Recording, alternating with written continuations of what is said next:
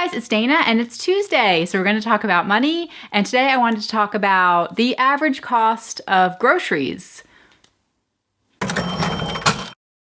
Alright, so first off, in the beginning of this video, I really wanted to say thank you for everybody's comments last week. I was really surprised and humbled and grateful to everybody who said how much they really liked the intro. So now I love it. Thank you guys so much. I really appreciate that to everybody who left the comments. So now I'm going with I love it and we're sticking with it. All right, so to today's topic, I wanted to talk about groceries because if you are an avid YouTube subscriber amongst many channels over YouTube, if you like to watch YouTube channels, probably you've seen a few grocery hauls. A lot of YouTubers do grocery hauls. I have done them in the past a while ago. Jim, my husband, did them for a little while. He did a series because he just wanted to share what we were buying. But a lot of people do grocery hauls because they're big views. That's it. Like very simple, plain. They get tons of views. People seem to like watching them. The thing with that though, it's like it's like you get slammed with the views the first week, and then after that, the video just flatlines, and it's not like something that people watch again in the future.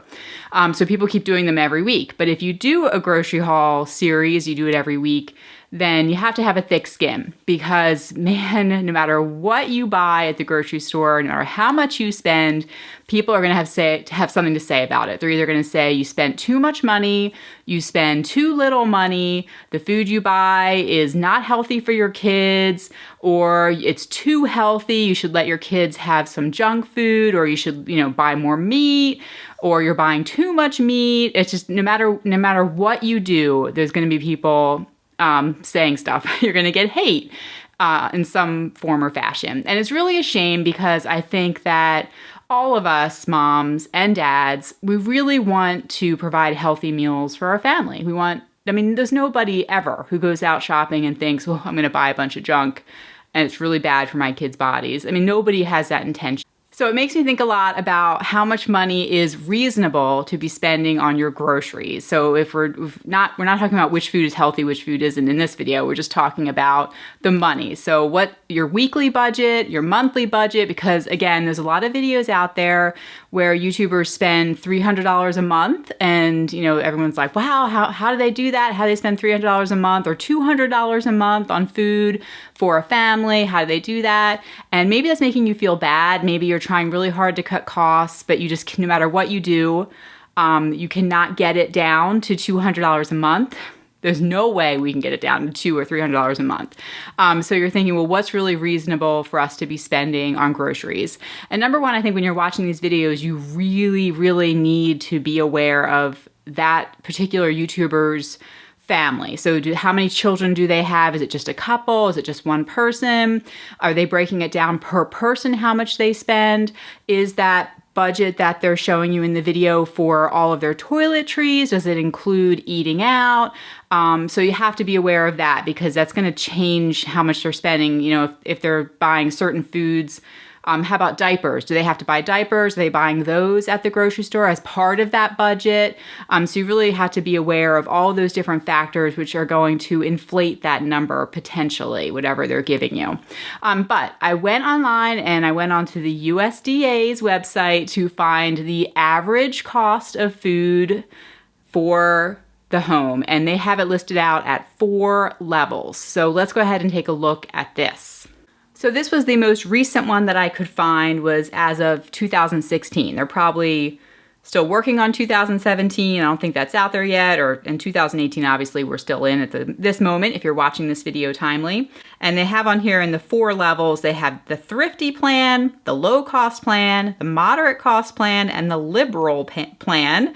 And then they break it down by weekly versus monthly, which I think is very helpful. So if you are really interested to see where you stand with your spending for your family or for yourself, I thought this was great because you can look on here your age range, which also is another factor to consider, your age and the age of your children. Because if you have older children, it's going to increase your weekly or monthly budget versus younger children. If you are in the, let's see, the most expensive tier here looks like it is 14 to 18. So you have a teenager, then you're obviously going to be having a higher food budget most likely. But you can add it up here. When I added it up for our family, we have 6 people in our family. We have 4 children. We have a 10-year-old, 2 6-year-olds, and a 4-year-old, almost 4-year-old. So when I added it up for us, for my husband and I, and for the 4 kids, we were actually between the low cost plan and the moderate cost plan. So we were like we were in the middle there. So a little bit more than the low cost and less than the moderate cost plan.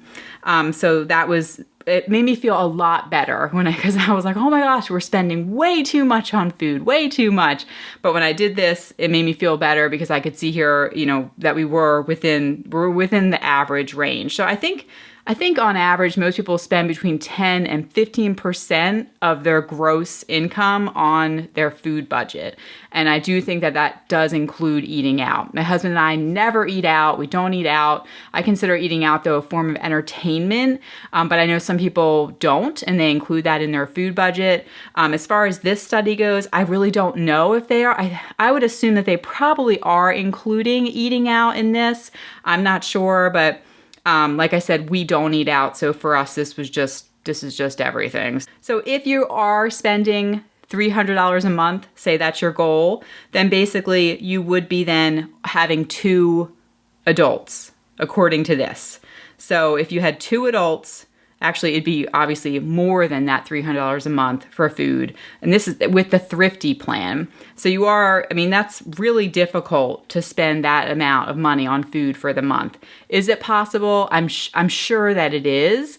However, it's really difficult to get down there to get under $300 a month, according to this. And if you are trying to get out of debt and you're trying to cut costs everywhere and you're trying to cut your grocery budget, you might be thinking, well, if I cut my grocery budget, then that means we have to be buying junk food because, a lot of the cheaper foods, unfortunately, a lot of times are the more processed foods.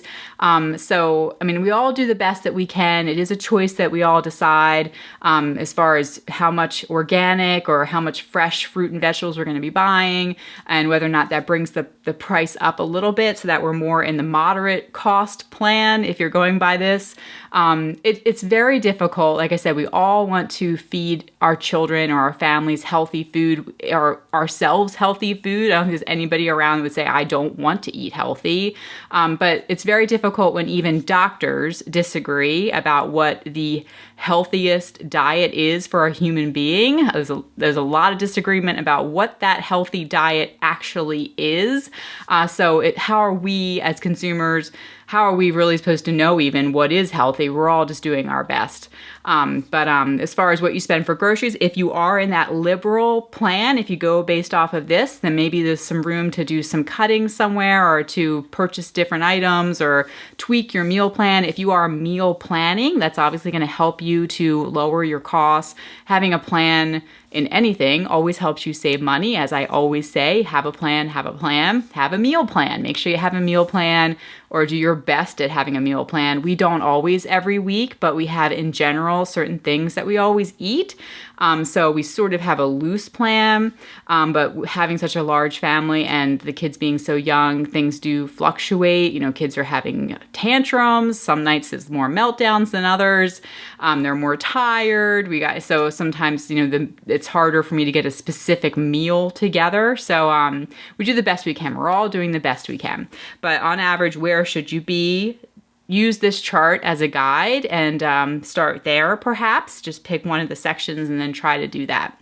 All right. So if you'd like to share how much you spend per week or per month, do so down below in the comments. I do ask everybody to be respectful of each other, which you guys always are. So we're just sharing to help out others who might be reading. And the more information we get, the more knowledge, then it helps all of us, right? Okay, so thank you guys so much for watching. If it's your first time here, I'm here every single Tuesday talking all about money, trying to help you guys to get out of debt, trying to help motivate you to build wealth, to leave a legacy for your family. And I will talk to you guys in the next video. Bye, guys.